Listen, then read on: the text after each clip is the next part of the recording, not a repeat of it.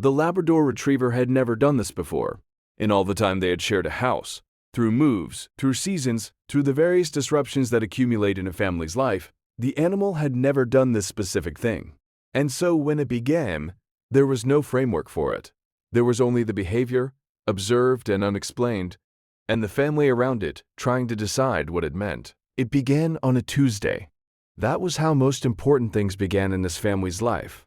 Not dramatically, not at a moment of obvious significance, but on a Tuesday, unremarkably, in the middle of a week that had seemed otherwise ordinary. The Labrador Retriever began lab-licked baby's ear daily for a week, ear infection early detection, and no one in the house knew what to do with this. The first day, they watched. The second day, they talked about it. One person said it was probably nothing. One person said it felt different from nothing. They went to sleep without resolving the disagreement. By the fourth day, the behavior had established itself as consistent enough to constitute a pattern. It happened at the same time, with the same focus, with the same quality of attention that made one of them, the one who had been saying it felt different from nothing, begin to take notes. What the notes showed was this: the behavior was not random. It was not seeking food, or attention, or play. It was oriented toward a specific place, or a specific person, or a specific condition, and it did not vary. Animals do random things, the way people do random things, out of boredom or impulse, or the particular circuitry of their biology. This was not random. This was aimed. The pediatrician listened carefully when they called. She asked questions, the specific kind that suggested she had taken this call before. She asked about the baby's behavior, about sleep, about feeding, about whether there were any physical indicators they might have been too tired to register.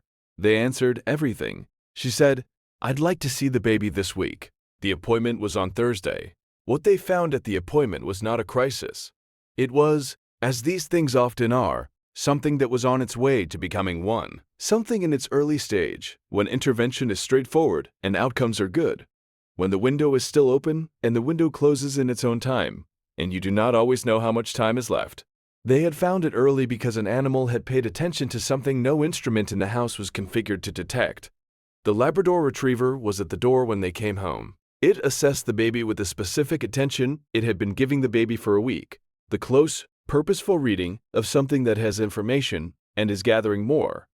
Then it stepped back. Whatever it had been monitoring was different now, changed, moving in a better direction.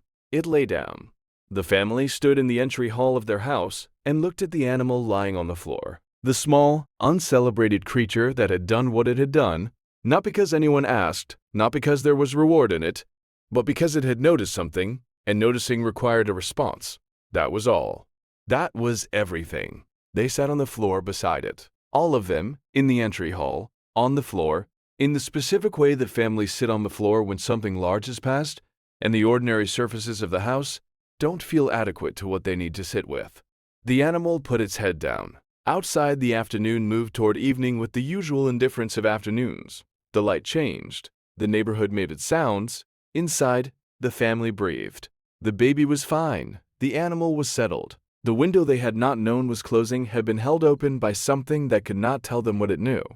That could only show them, every day, with its body and its presence and its refusal to do anything other than what it had decided it needed to do. They stayed on the floor until it was dark. Nobody wanted to move yet. They were still arriving at where they had been taken.